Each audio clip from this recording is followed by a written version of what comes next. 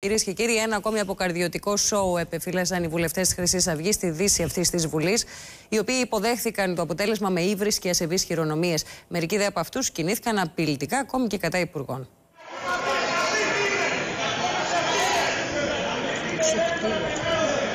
Χυδαίες ύβρις, αποδοκιμασίες, συνοδεία άσεμνων χειρονομιών, νταηλίκια, ακόμη και ευτυχές περιλάμβανε το προκλητικό χρυσαυγίτικο σόου στην τρίτη και κρισιμότερη ψηφοφορία για την εκλογή Προέδρου της Δημοκρατίας.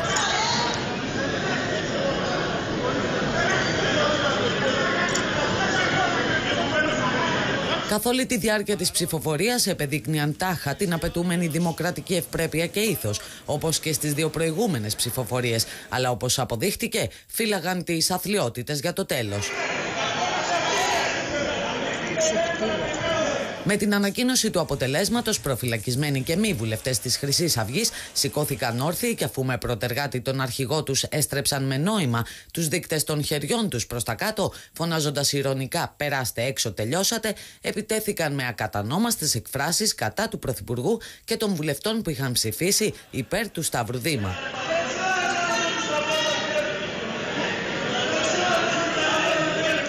Βρίσκε και ιδεολογία. Σιγά το πράγμα. Γυρίσαμε τον αντίχειρα και είπαμε ότι θα πάτε φυλακή. Αυτό είπαμε για να είμαστε ειλικρινείς μέσα, έτσι. Γυρίσαμε τον αντίχειρα που δείχνει αυτό το έκανε ο αρχηγός πρώτος και ακολουθήσαμε οι υπόλοιποι. Και που είναι το σύμβολο της.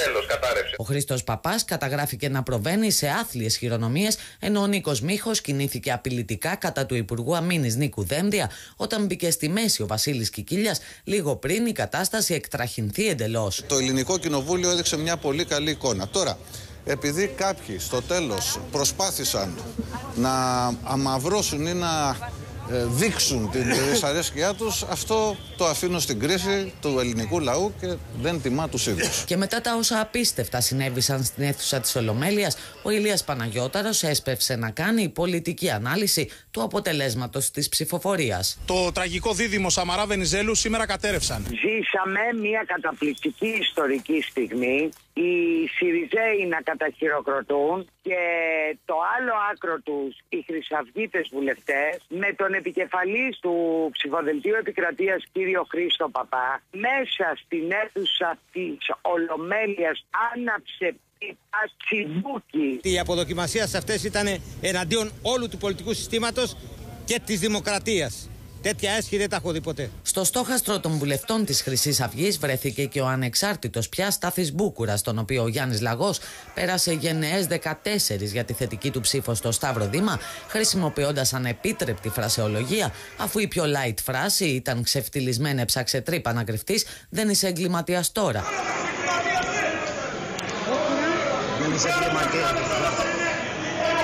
Η Ελένη Ζαρούλια ξεπέρασε κάθε όριο, καθώς δεν αρκέστηκε στις ύβρις, αλλά έφτισε τον πρώην ομοειδεάτη της κατάμουτρα. Γιατί το έκανες αυτό, ρε γυναίκα? Γιατί είναι αυτό που σου αξίζει. Όταν δε στην αίθουσα της Ολομέλειας μπήκαν οι άνδρες της ασφάλειας για να οδηγήσουν τους προφυλακισμένους χρυσαυγίτες βουλευτές πίσω στον κορυδαλό, ο Νίκος Μιχαλολιάκος άρχισε να ορίεται, φωνάζοντας «αυτούς να βγάλετε έξω, σε αυτούς να βάλετε χειροπέδες, πάρτε τους».